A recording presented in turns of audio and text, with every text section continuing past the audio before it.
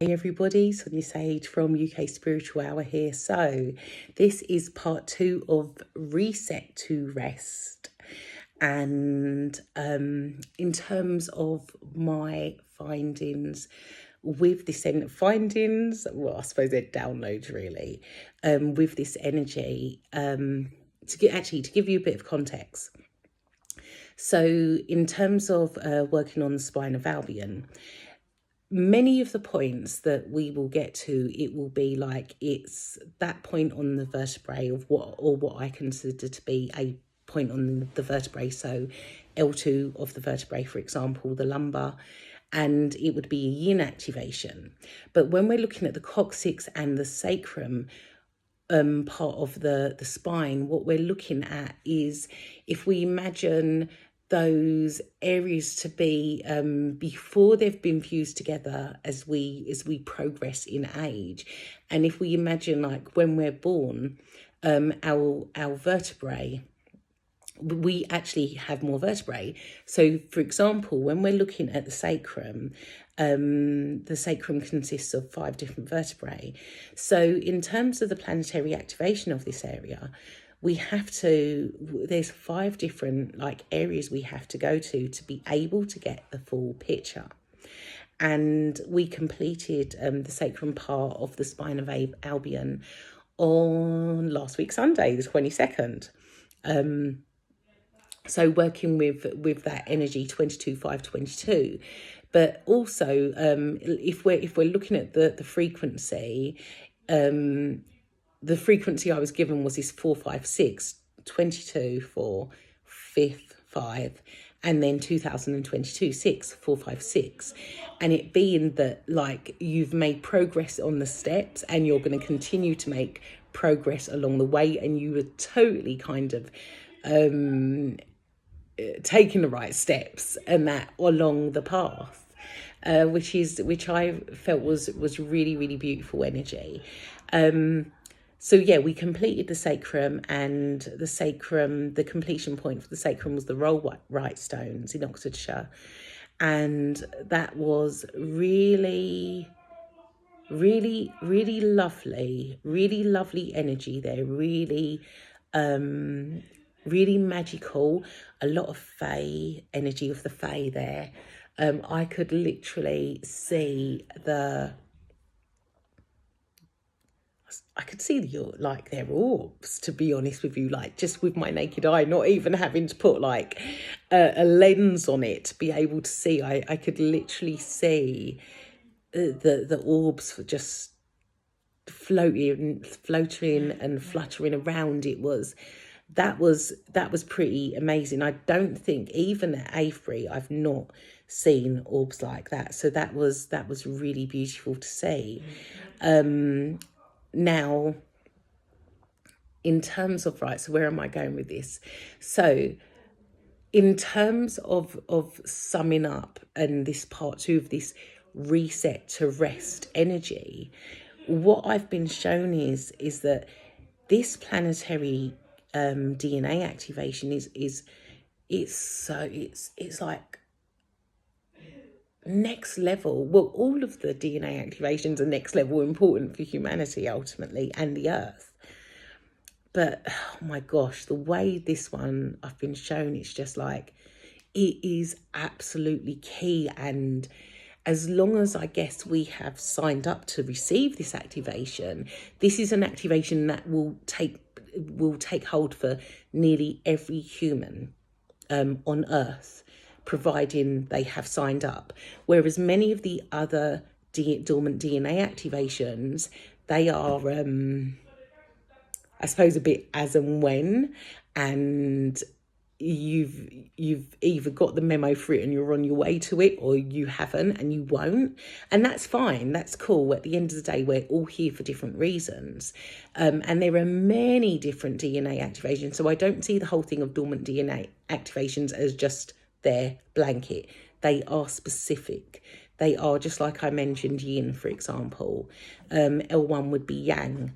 We have DNA activations like the balance of polarities, and I'm pretty sure I said in the first part of Reset to Rest that it's about the DNA activations are about us entering mastery.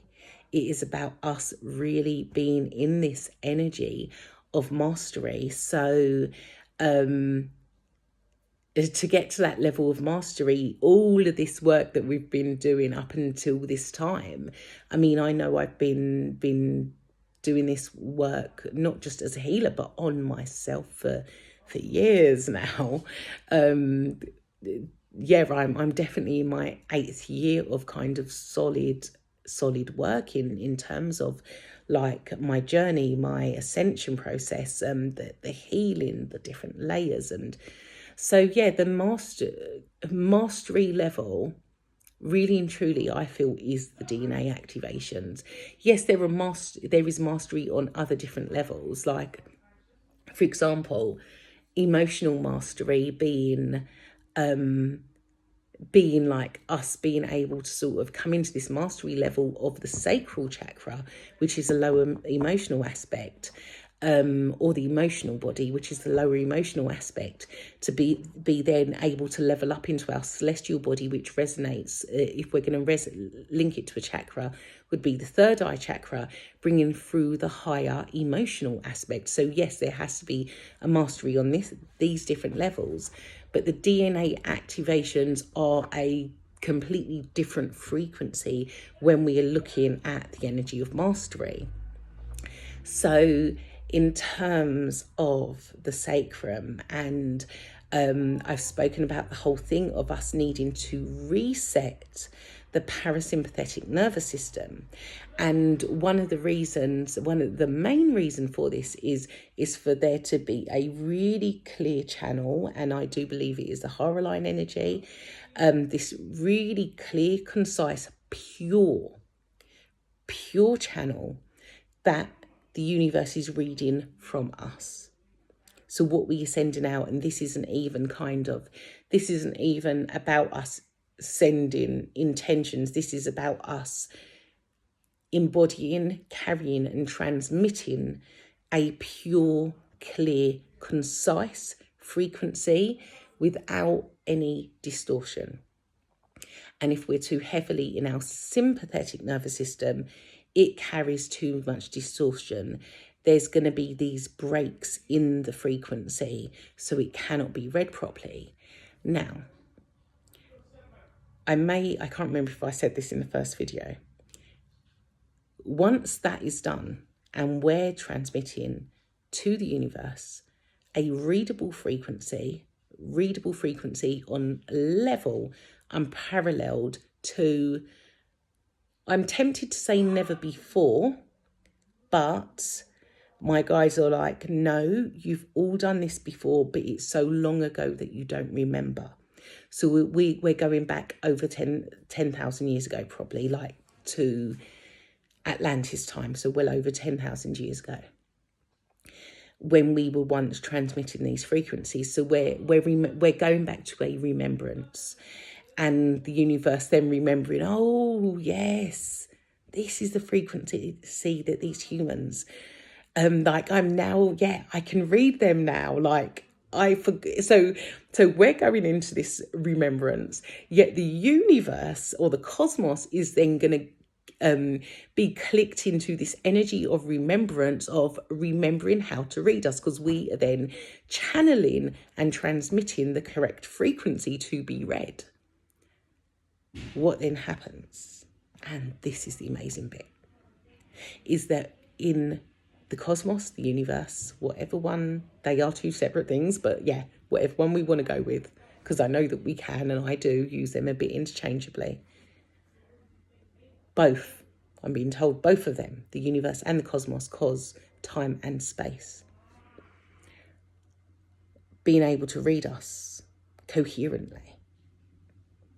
We then are able to read the earth. We're then able to read the frequency of the earth and all of her elements, everything that the earth consists of, in a way that we have never been able, well, no, again, I'm being told, not never, in a way that we have not been able to do for at least 10,000 years.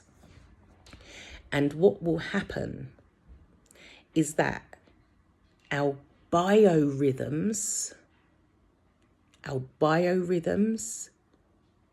begin to attune themselves correctly. So what are our biorhythms? What are biorhythms? Biorhythms are our natural rhythms. So for example, linking to things like day and night.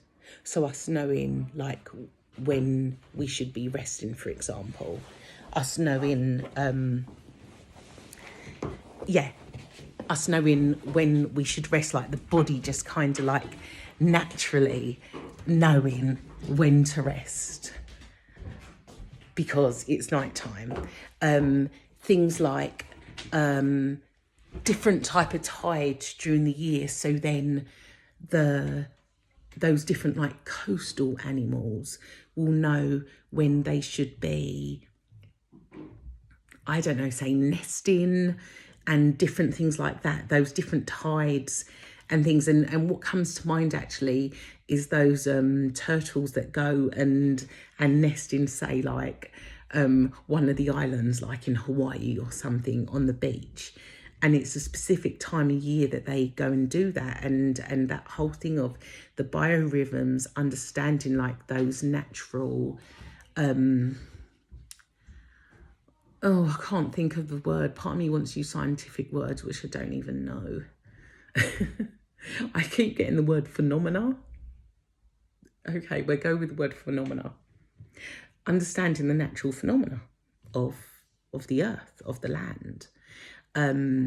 Migrations, so like animal migrations, again, it's those biorhythms being there so they understand what time of year they need to migrate, wherever it is they need to migrate to.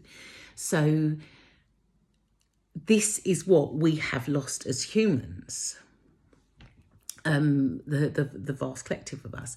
This is, well, if we think about the world, there's probably very few humans who know and remember how to do this. And this is what we are going to gain by resetting the parasympathetic nervous system. What we do, because the actual DNA activation is the center of gravity, and it is the energy, the whole thing to do with the laws of gravity that keep us here on Earth. If there wasn't any gravity, we would not be here on Earth, would we? Would be, who knows where we'd be. So this is, and I'm kind of feeling that I really have not explained this well. And there's still more that I need to kind of on a human level. And that, because this is just the download and the activation, but on a human level, there's still more that I need to kind of attune to, read into, research in terms of what biorhythms are and everything, and gain an understanding so that I'm able to explain it better than I am doing right now. But that's the magic. That is basically, and I say it's the magic, but that is our natural way of being, which we have lost for millennia. We've lost for so long, for eons. And that is what will be restored. Our natural biorhythms in resetting the parasympathetic nervous system to the state and frequency and vibration that it was always meant to be in, so that we are able to oscillate to the natural frequency, vibration and state, which is in accordance to the rhythms of the earth. And that is what it is to be human. And we can fight. This is the thing, because of our lives, the type of lives we live. Many of us will, this is the thing, this activation is here for all of us. Like, that's how big it is. Once this activation begins, so as much as we've done this work, the activation hasn't been switched on yet. The activations don't begin switching on until winter solstice this year. And again, it will be a long, these things don't just switch on and boom, everyone's kind of lit up. It doesn't work like that. We have to do our part to attune to the activation. And my God, let's be real with an activation like this. Our part is surrendering. Our part is letting go of all that we have known up to this point. Letting go of the need to be in this energy where we are constantly on the go, and run into a tune that is actually unnatural to the human spirit. Not allowing ourselves to rest, not accepting that it's okay to do nothing sometimes. And I'm even seeing that like on this mental level where we kind of, and it's funny actually, because all of this week, whenever I've gone into like a corner shop, and I've said to the whoever's there serving, and actually it's been women each time I've gone in to the different corner shops, and hi, how you doing? And all of them have said, oh, well, you know, what's life's like? And they've gone into, and I know it is my guide to, I suppose, giving them that opening to literally offload. And for me to kind of really see it clearly as well, they've gone into how much they have done, and then literally stating, but even when I have a day off, like I can't sit down and do anything, I can't sit down and not do anything. I go to the gym, or I go and make dinner for the whole week, or I do this and do that. Like literally they're coming out and saying this to me. And I'm just like, at the end of the day, I'm not here to judge them, because I know that I can easily be like that. Like we've been conditioned to not stop. And I think, we really have. Just all of us, we've been conditioned to always be on the go. So that's the hard part. Like the great part is that we're all going to get this. The hard part is, are you going to accept this activation? Are you going to welcome it into your life? Are you going to allow yourself to receive it? Are you going to let go of all that needs to let go? And it is going to be habits, it's going to be programming, it's patterns, it's mindset, and for you to be able to just receive the beauty of what this activation is going to bring. It means that your way of life, what it's been to this point, and I'm not just talking about people who are there working what we may consider to be 3D jobs and everything. I'm talking about even us in the spiritual community. How much are you having to work to keep a roof over your head? How hard are you having to work to keep a roof over your head? How much are you trying to think about the next unique offering that you can bring? Are you there willing a new download to come through? And I say this because I know even for myself, like how busy definitely, and I guess it's been like that to really show me where I'm at. It's like, I know that I am so busy, and I'm grateful for being so busy. Yet at the same time, if I'm that busy, where is the space? And this is the thing. It's like there was days where I felt like I need the download to come through. I know there's a download to come through to do with this, but I'm not even giving myself the space or time for the download to come through. I'm not even giving myself the space or the time, say, for example, after doing a whole full day of earthwork, I'm not even giving myself the following day to be able to integrate stuff. So I'm as much culpable in that I'm not just saying it to kind of dig at anyone. I know what I need to change and what I need to fix and what I need to let go of too. So it's all of us. This is the thing. We set up this like amazing lives for ourselves, because I know I'm so grateful that I get to do what I believe is my soul calling every single day. This is my life. Yet at the same time, those habits, that programming from the old life, it's there. I still see the bits of it that's there. The overworking, the not allowing myself enough time to rest, to integrate, so that that embodiment can come. Saying that though, I'm only doing one day client work and one day earthwork this week, and I'm resting for the rest of this week. So yes, hopefully some major integration and embodiments come.